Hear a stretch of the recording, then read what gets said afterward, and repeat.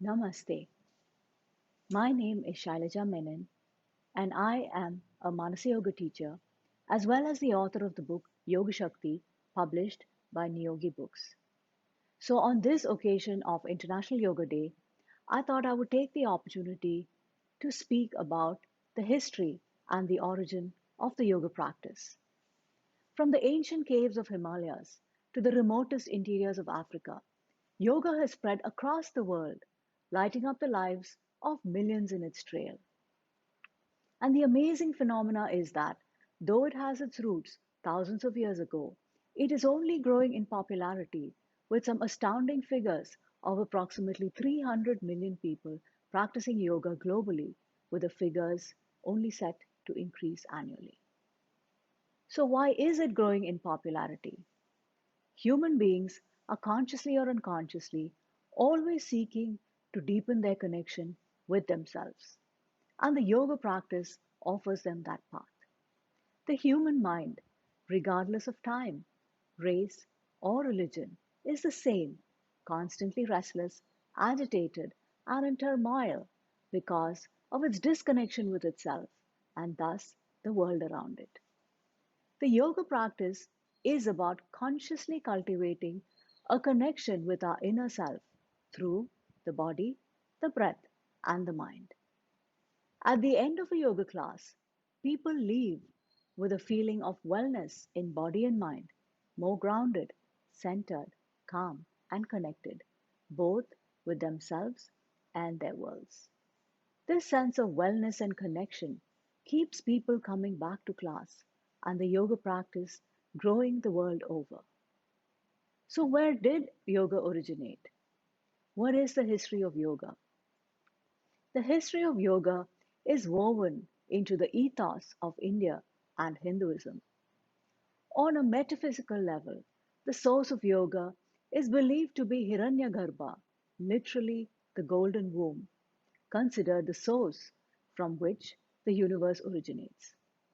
It is the resplendent ontological ground of all manifestation, in which the world was first conceived, nourished, and eventually delivered.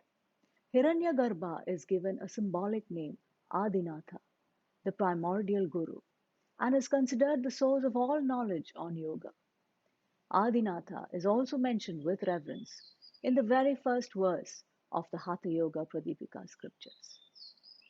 On an individual level, yoga is as ancient as man himself, and it began when man started to become curious and explore.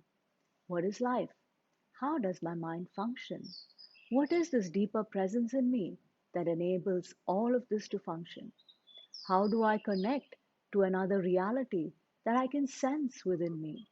This recognition and desire to know more is the beginning of yoga in us individually. On a collective level, there can be no exact date assigned to when groups of people in India receive the urge to go beyond seeking the next meal or surviving the next day and begin to explore existential questions of life, universe, and their connection with it. Yoga has since been passed on in a lineage from teacher to student over the different generations. Though our human minds always seek evidence, it must be said at the outset that there can be no exact date, as unlike modern times, our ancient yogis didn't believe in methodically documenting everything they knew. Also, much of the transmission of knowledge in the Indian tradition was from teacher to student, was in an oral tradition, and it was only much later that writing as a practice evolved. The first evidence of the practice of yoga from thousands of years are the seals discovered at the Mohenjo-daro archaeological site of the Indus Valley Civilization 3000 to 1800 BC. The Pashupati seal depicts a seated figure with three heads, eyes semi-closed, a mudra which among Hatha Yoga practitioners represents an equal engagement with the outer world as well as the inner world, in a very advanced yogic position with feet turned backward called Mulabandhasana or Bhadrasana. The name given to the seal is Pashupati, lord of animals, as the person surrounded by animals invites us to be the Lord over our impulsive, instinctive patterns of likes and dislikes and reactiveness. It is regarded as one of the earliest depictions of the Hindu god Shiva as Lord of Animals and is now kept in the National Museum of India in New Delhi. It is considered one of the most significant Indus finds, attesting to the prevalence of the Shiva cult, his personalized Mahayogi or Pashupati form, as early as Indus days and much before the emergence of the Vedic cult. It must be mentioned here that though the presence of the seals indicates the practice of yoga in those periods, it cannot be concluded that yoga originated in that time. The practice of yoga is not only about asanas or postures, and there could be many more seals and symbols destroyed by the ravages of time or waiting to be discovered. There are also other theories to the origin of yoga, as Buddhists, both Indian and Tibetan, Jains, and even atheists all lay claim to yoga techniques. There is also another theory, as according to Mark Singleton, author of Yoga Body, The Origin of Modern Posture Practice, the asanas that we practice today came from a text describing an early 20th century Danish system of dynamic exercise called primitive gymnastics. The word yoga, as part of a compound word Yogashema, first appeared in writing in the sacred texts of the Vedas in 1000 BC. In the Rig Veda, the oldest of the scriptures. We can also find yoga mentioned in the final stages of the Vedic period in the Upanishads, 800 to 300 BC, including the Taittiriya Upanishad and the Kathopanishad.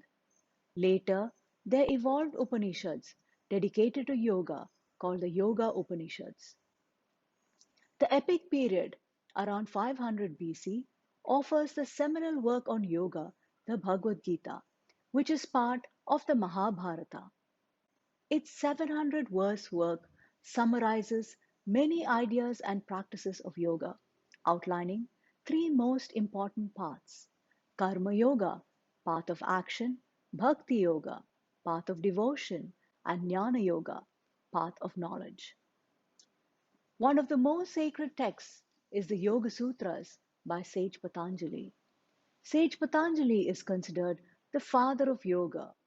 He was a yogi living around the 5th century BC in India who synthesized and organized existing knowledge of yoga from much older traditions.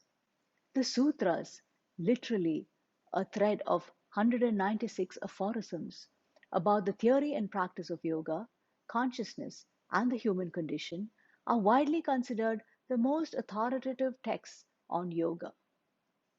The sutras are dense and abstruse, both in their language and content, and the first commentary, credited to sage Vyasa, is still referred to till this day. It is interesting to note that though the enduring perception is that union with the divine is yoga's highest state, both yoga and Samkhya actually propose Dvaita, absolute separation, as the state that will provide freedom from suffering. Tantra, another spiritual tradition, possessed its own set of scriptures. Again, the origins of Tantra are not precise, but the sages to whom the sacred texts were revealed lived between the 7th to the 13th century AD, and most Hatha Yoga practices originated from the Tantras. Some of its most important texts are Hatha Yoga Pradipika, the Gharanda Samhita, Spandakarikas, Vijnana Bhairava, and Shiva Samhita. Some of the great masters associated with this lineage include Matsyendranath, Gorakhnath, Abhinavagupta, and Swatmarama. Tantra's array of practices include asanas, postures, pranayama, the breathing practices, mantras, chanting, pujas, deity worship, kriyas, cleansing practices, mudras, seals, mandalas, and yantras, circular or geometric patterns used to enhance concentration. Another great philosopher, Adi Shankaracharya, in the 8th century, consolidated the doctrine of Advaita Vedanta or non duality. He is credited with unifying and establishing the main current thoughts on Hinduism today. Shankaracharya travelled across the length and breadth of the Indian subcontinent to propagate his philosophy through discourses and debates with other great thinkers. He wrote copious commentaries on the Vedic scriptures, Brahma Sutras, principal Upanishads, and the Bhagavad Gita in support of his work. In the beginning of the 20th century, after nearly 400 years of foreign occupation, many areas of knowledge systems concerning health and spirituality were destroyed. In these dark times, yoga too faced the ignominy of becoming a forgotten discipline. Patanjali's work came to be embraced and promoted by two influential voices for the adoption of yoga in the West: the Theosophical Society of Madame Blavatsky and Swami Vivekananda. The Theosophical Society, whose members viewed India as the original source of human spirituality, published several of the earliest English language translations of the Yoga Sutras beginning in 1885. Swami Vivekananda played a dominant role in spreading Indian philosophy and yoga in the United States. In the landmark 1893 Parliament of Religions in Chicago, Swami Vivekananda wowed the attendees with his lecture on yoga and the universality of world religions. He did much to make the Yoga Sutras available, as in 1896 he published Raja Yoga, which became hugely popular and gained an international audience. Swami Kuvalyananda, 1883 to 1966, a researcher and educator, is known for his pioneering research into the scientific foundations of yoga. He started scientific research on yoga in 1920 and published the first scientific journal specifically devoted to studying yoga, Yoga Mimamsa, in 1924. He also founded the Kaivalya Dham Health and Yoga Research Center, where he carried on most of his research.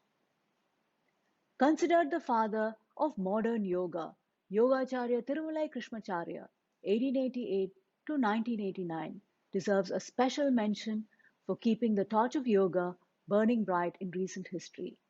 The marriage of Patanjali's work of philosophy with asana can be traced back to Krishnamacharya. Young Krishnamacharya, already an expert in many disciplines of the Shad Darshanas, the six schools of thought in Vedic philosophy, including Vedanta, Nyaya, Mimamsa, Sankhya, and Vaisheshika, was propelled to study the science of yoga to its greatest depths.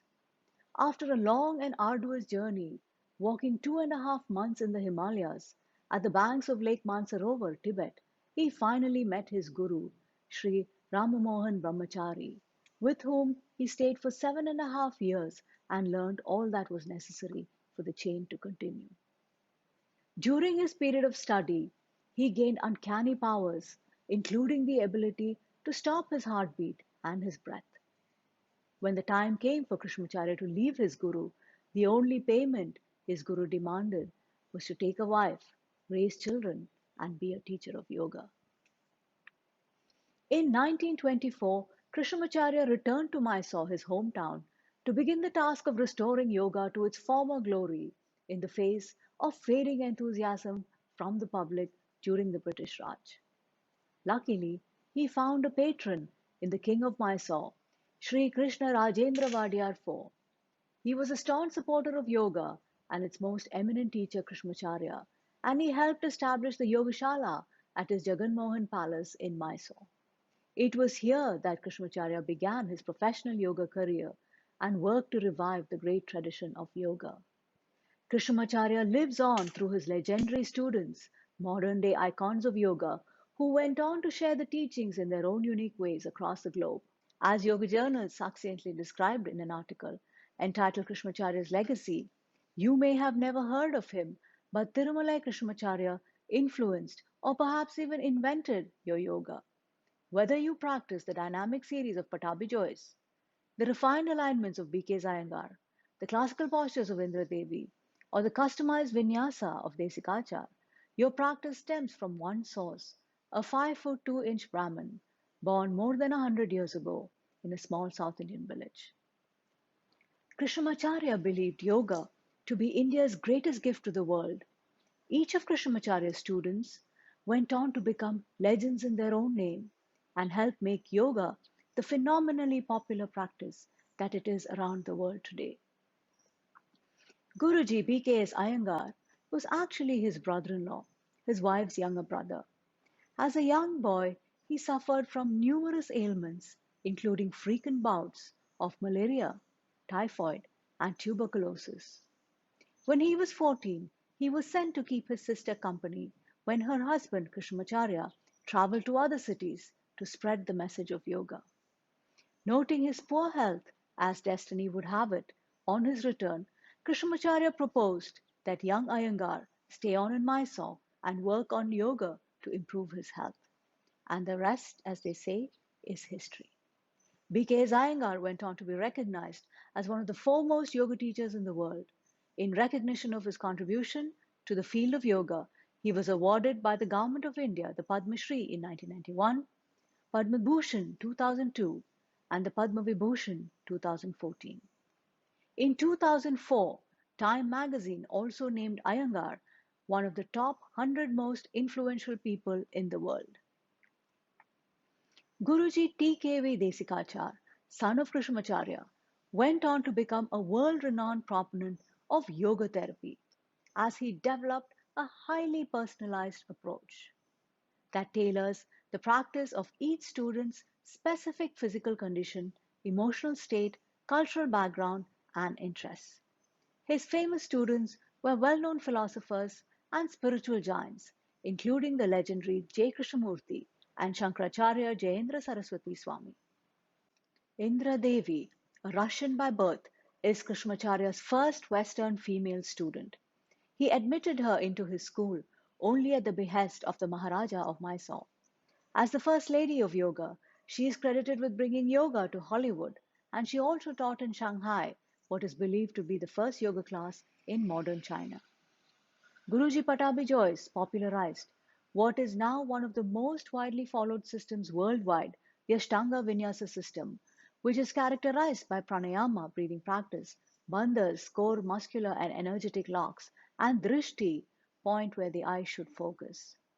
In 1936, Swami Shivananda, a medical doctor by profession, founded the Divine Life Society on the banks of the river Ganges in Rishikesh. He was a prolific author and wrote over 200 books on yoga. Shivananda Yoga, the form propagated by his student Swami Vishnu Devananda, has spread to different parts of the world through the Shivananda Yoga Vedanta centers. Swami Satyananda Saraswati Bihar School of Yoga, Swami Sachidananda Integral Yoga are some of the other great gurus, students of Swami Shivananda, who went on to create their own styles. The list is surely incomplete, and there are many yoga gurus, and known and unknown over the years, who have kept the flame of yoga burning bright with their unique understanding and offering to the fires of yoga.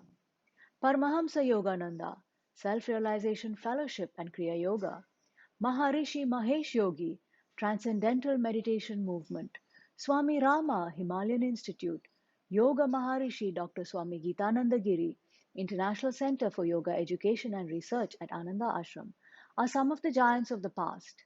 Today, Sri Sri Ravi Shankar Art of Living Foundation, Baba Ramdev, Patanjali Yoga Peeth, Pujya Swamiji Chidanand Saraswati Parmat Niketan, and Sadhguru Isha Foundation are some of the big names that continue to make yoga waves around the world. So there are many different styles of yoga that have emerged over the years. But it's important to know that Hatha Yoga is the broad umbrella under which most of the traditional styles of yoga that we practice today fall. From Ashtanga to Shivananda, Iyengar to Bihar Yoga. Any practice that involves asana, pranayama, bandhas, mudras, and kriyas fall under the category of Hatha Yoga. Each of these styles evolved under great teachers. Ashtanga Vinyasa from Patabi Jois, which is a very athletic and energizing form of practice, synchronizing breath with movement and incorporating drishti gazing points and bandhas locks. Shivananda Yoga, based on the teachings of Swami Shivananda, has a series of 12 postures and incorporates breathing practices pranayama, as well as relaxation, shavasana, diet, and meditation dhyana. Iyengar Yoga by Guruji B.K.S. Iyengar incorporates props like blocks, straps, ropes, and chairs and focuses on precise alignment of the body in postures. Bihar Yoga by Swami Satyanand Saraswati incorporates asanas, pranayama, dhyana, as well as mantras and havans. So, yoga practice has not been without its fair share of controversy. Yoga's religious association with Hinduism has always been a subject of controversy, with some Christian parents in America protesting against the inclusion of yoga in schools, saying that yoga promotes Eastern religions with its namaste greetings and om chants. Muslims in Malaysia in 2008 and Indonesian Muslims in 2009 were forbidden to practice yoga with the issuing of fatwas for the fear that it would erode their faith in their own religion. There is also the controversy that yoga causes more harm to the body than good. With the popularity of the practice and the abundance of yoga studios, many teachers lack the depth of training required to guide their students safely. Without proper guidance, the practice becomes about the ego, with people pushing themselves in a competitive spirit without listening to their bodies, to do postures that their bodies are not ready for, and injuring themselves in the process. There have also been sex scandals which have come up at different points in time, raising questions about the nature of the Guru Shishya relationships. So many more styles continue to evolve over the years as countless nameless individuals relentlessly search and explore in Adbhuta and Ascharya, in wonderment and amazement, the marvelous mysteries of the universe and their place in it. So, as long as human beings exist, the yoga sadhana will live on. Namaste.